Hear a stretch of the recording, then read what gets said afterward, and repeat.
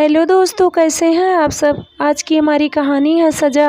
काश तुम समझ पाते कि मैं भी उसके साथ देवरानी जेठानी जैसा रिश्ता नहीं रखना चाहती थी। जब वो पहली बार घर आई थी तो सबसे ज़्यादा खुश मैं थी, ये सोचकर कि चलो कोई मेरी तरह दूसरे घर से इस घर में आई है, तब तो ये मेरी अपनी होगी। पर नहीं, मैंने हमेशा रचना को छोटी बहन जैसा प्यार दिया। बड़ी बहन तो दूर की बात है, अगर मुझे वो जेठानी जितना भी सम्मान देती तो मैं भी प्यार देने में कमी नहीं करती। रूपा अपने देवर मनीष से कहती है। मनीष बोला, अरे भाभी, छोटी बहन समझकर माफ़ कर दो, पुराने गिले शिकवे पर मिट्टी डालो। आप भी एक बात को पकड़ कर बैठ जाती हैं। रूपा बोली, देवर जी, अपना दही किसे खट्टा लगता है। आपकी पत्नी कोई बच्ची नहीं है, उसकी चालाकी अब मैं बखूबी समझ गई हूँ। शुरुआत के 6 महीने दीदी दीदी कहकर मेरे साथ लगी रही और अपने काम निकलवाई, फिर झूठ बोलकर मम्मी जी को मेरे खिलाफ करती रही, जो मैं बर्दाश्त नहीं करूँगी। रिश्तों में पारदर्शिता और एक दूसरे के लिए निस्वार्थ प्यार और सम्मान हो तभी रिश्ता निभता है। अगर वो रिश्तों को चालाकी से निभाना चाहती है तो मुझे माफ़ कीजिए। आपकी पत्नी आपको मुबारक हो। इतना कहकर रूपा रसोई से बाहर चली गई। अगले दिन रविवार था। रूपा ने अपने दोनों बच्चों और पति, सास ससुर सबको नाश्ता करवाया और अपने लिए लेकर वो कमरे में चली गई। रचना और मनीष आराम से 10 बजे सोकर उठे। रूपा अपनी प्लेट रसोई में रखने जा रही थी, तभी उधर से मनीष आता हुआ दिखा। उसने तिरछी नज़र से रूपा को देखा और माँ से बोला, माँ, क्या रविवार को भूख हड़ताल है। विमला जी हंसकर बोली, नहीं बेटा, ऐसा क्यों पूछ रहे हो। मनीष बोला, इस घर की हवा बदल रही है और मुझे भूख लग रही है, नाश्ता लगा दो। और क्या ही बोलूँगा माँ। विमला जी इधर उधर देखी, फिर बोली, छोटी बहू आती होगी, वो तुम्हारे लिए नाश्ता बना देगी। मनीष भौं चढ़ाकर बोला, क्यों, आप लोगों ने नाश्ता कर लिया और मेरे लिए नहीं है, और मेरा नाश्ता रचना क्यों बनाएगी। आप इस घर की मुखिया हैं, क्या भूल गई हैं। घर हो या रसोई, हर फैसला आप लेंगी और कोई नहीं। तभी उधर से रूपा मुस्कुराती हुई आई और बोली, सही कहा देवर जी, खरबूजे को देखकर खरबूजा भी रंग बदलता है। मम्मी जी ने आपको बताया नहीं कि ये उनका ही फैसला है कि अब हम अपनी अपनी जिम्मेदारियां उठाएं। तो लीजिए, मैंने तो एक आज्ञाकारी बहू का फर्ज निभाया, अपने सास ससुर का भी पेट भर दिया। क्यों मम्मी जी। इतना कहकर रूपा चली गई। रूपा के जाते ही मनीष बोला, माँ, ये सब क्या चल रहा है, मुझे खुलकर आप बताएंगी। विमला जी बोली, बेटा, छोटी बहू के साथ मेरी भी गलती है। एक रोज बहू की शिकायत कर रही थी तो मैं भी सुन रही थी, और तुम्हारी शादी को 1 साल से ऊपर हुआ, पर तुम्हारी बीवी घर का एक काम नहीं करती। मनीष बोला, माँ, इन सब बातों से नाश्ते का क्या ताल्लुक है। विमला जी बोली, बेटा, आज तक रसोई की जिम्मेदारी तो बड़ी बहू उठाती आई, ऊपर से उस दिन किट्टी पार्टी में तुम्हारी बीवी अपनी सखियों के सामने बोली कि मेरी जेठानी को बुद्धू बनाना बहुत आसान है। रूपा बहू ने सब सुन लिया था। बस। मनीष बोला, क्या बात कर रही हैं, रचना ने भाभी के लिए यह कहा, और उसके इस कांड में आप भी शामिल थी। माँ, अगर भाभी नाराज हो गई तो उन्हें मनाइए, वरना इस घर की क्या हालत हो जाएगी। विमला जी बोली, अरे होगा क्या, जब तुम्हारी भाभी ने उस दिन सब सुन लिया था तो बहुत हंगामा हुआ। वो तो घर छोड़कर जाने को तैयार हो गई थी। बड़ी मुश्किल से मैं और तुम्हारे बाबूजी ने उन्हें समझाया, और उसी वक्त मैंने अनजाने में कह दिया कि तुम दोनों अपनी अपनी जिम्मेदारी संभाल लो। मनीष बोला, ये आपने क्या किया। आपको पता है, रचना से घर का एक काम नहीं होता है। आप तो गलती करके भी भाभी के साथ हो ली और मुझे फंसा दिया। विमला जी बोली, बेटा, अपनी पत्नी से कहो कि अपनी गृहस्थी संभाले। अरे अभी तुम 2 हो, कल को तुम्हारे बच्चे होंगे, और आखिर बड़ी बहू कब तक सब संभालती रहेगी। एक न एक दिन तुम्हारी पत्नी को जिम्मेदारियां तो लेनी ही होगी, और मैं तो उसके साथ इसलिए रहती हूँ कि इस बुढ़ापे में मुझसे अब काम नहीं होगा, और तुम्हारी पत्नी अपना नहीं कर सकती तो मेरा कहाँ से करेगी। इतना कहकर वो अपने कमरे में आराम करने चली गई।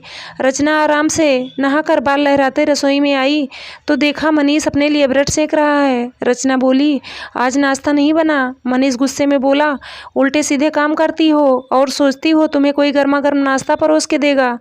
मुझे सब पता चला कि तुम और माँ दोनों भाभी के खिलाफ क्या क्या करती हो। मैं सोचता था भाभी फालतू में गुस्सा कर रही हैं। फिलहाल तो मैं चाय और ब्रेड से काम चला लूँगा, पर फटाफट मेरे लिए नाश्ता बनाओ। रचना बोली, मैं तो सोची थी भाभी भूल जाएंगी, पर इतनी सी बात को इतना खींचने की क्या ज़रूरत है। और खाना बनाकर खिलाती हैं तो कोई एहसान नहीं करती हैं। आखिर आप भी पिछले 3 साल से कमाकर इस घर में देते हैं, मैं तो कभी हिसाब लेने नहीं गई। और वो मेरी जेठानी हैं, मेरी सास बनने की कोशिश ना करें।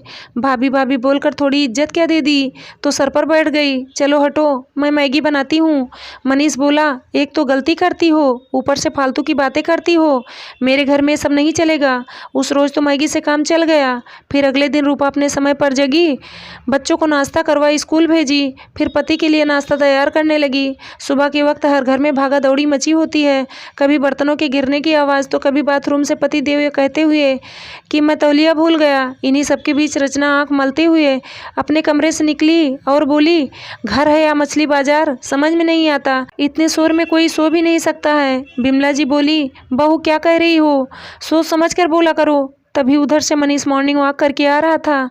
रचना की नज़र उस पर पड़ी। वो बोली, मैंने एक शब्द नहीं कहा और आप लोग मुझ पर राशन पानी लेकर चढ़ गए, इसलिए ना कि मेरे पति को भी मेरी परवाह नहीं है। इतना कहकर वो झूठे आंसू बहाने लगी। रूपा के पति शोभित बोले, रचना क्या कहा तुमने, ये घर नहीं मछली बाजार है। आज से पहले तुम्हें इस घर का शोर परेशान नहीं करता था, और अचानक ऐसा क्या हो गया जो हमारे लिए तुम्हारी सोच बदल गई, और अभी किसी ने तुमसे कुछ नहीं कहा, फिर ये रोने का नाटक क्यों। रचना बोली, भैया वो तो गलती से मेरे मुंह से निकल गया होगा। अब देखिए ना, आज तक भाभी और मम्मी जी ही घर संभालती आई हैं, एकाएक मुझ पर जिम्मेदारी देना चाहती हैं। आप ही बताइए मैं कैसे संभालूंगी, गुस्सा तो आएगा ही, और आपको क्या अच्छा लगेगा अगर आपका भाई भूखा प्यासा ऑफिस जाएगा, क्योंकि मुझे तो कुछ आता भी नहीं है। मनीष धीरे से रचना के कान में बोला, कल जो तुमने कहा था बता दो भैया या माँ को, अभी के अभी तुम्हारा सामान पैक करके तुम्हें मायके भेज दिया जाएगा। तुम चाहे जितनी भी कोशिश कर लो, मैं अपने परिवार से अलग नहीं रहूँगा। रचना अपना कान पकड़ी और बोली, मुझे माफ़ कर दीजिए। शोभित रूपा को आवाज़ लगाया और बोला, रूपा तुमने कुछ बताया नहीं कि घर में क्या परेशानी चल रही है, और माँ इतनी देर से मेरे साथ बैठकर चाय पी रही हैं, आपने भी कुछ नहीं बताया।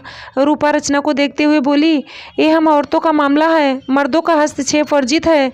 शोभित ने कहा, अच्छी बात है कि घर के मामलों को औरतें अगर सुलझा लें तो हमें परेशानी नहीं होगी।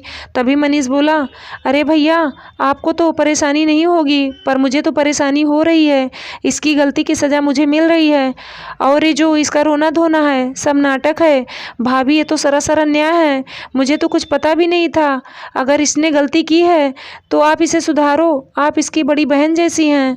इसकी जगह अगर आपकी छोटी बहन होती तब भी क्या आप इसे यूं ही जाने देती।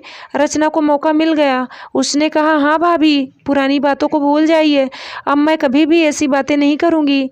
रूपा बोली, रचना हम अपने माँ बाप के घर अपने पापा की परियां होती हैं, पर ससुराल में हम पर कई जिम्मेदारियां होती हैं जिनसे तुम मुंह नहीं मोड़ सकती हो। बिमला जी बोली, मैं बड़ी बहू की बातों से सहमत हूँ। छोटी बहू अब मैं तुम्हारा साथ नहीं दे सकती, बहुत बड़ी गलती हो गई थी जो तुम्हारे बातों में आ गई थी। तभी मनीष बोला, भाभी देखो दोनों अपनी गलती मान रही हैं, अब ऐसा करो आप जो बोलोगी ये दोनों वही करेंगी।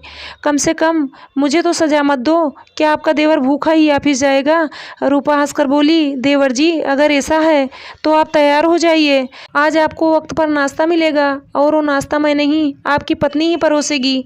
मनीष और बिमला जी चुपचाप वहाँ से निकल गए।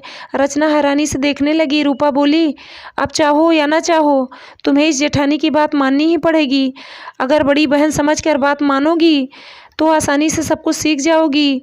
तो क्या कहती हो। रचना ने चुपचाप हाँ में सर हिला दिया। रूपा बोली, जब तक मैं नाश्ता तैयार करती हूँ तुम कपड़े धोने के लिए मशीन में डालो, खाना तैयार कर दूंगी। दोनों भाइयों का लंच बॉक्स तुम्हें पैक करना होगा। सुबह बहुत काम होता है तो मैं करूँगी, पर दोपहर का खाना जैसा भी तुम बनाओगी हम सब खाएंगे। रात में या तो तुम रोटी बनाओ या सब्जी। चलो शुरू हो जाओ। रचना सोची, मैंने इनके साथ कितना बुरा किया, फिर भी मुझे हल्के काम देकर मुझे सीखने का एक मौका दे रही हैं।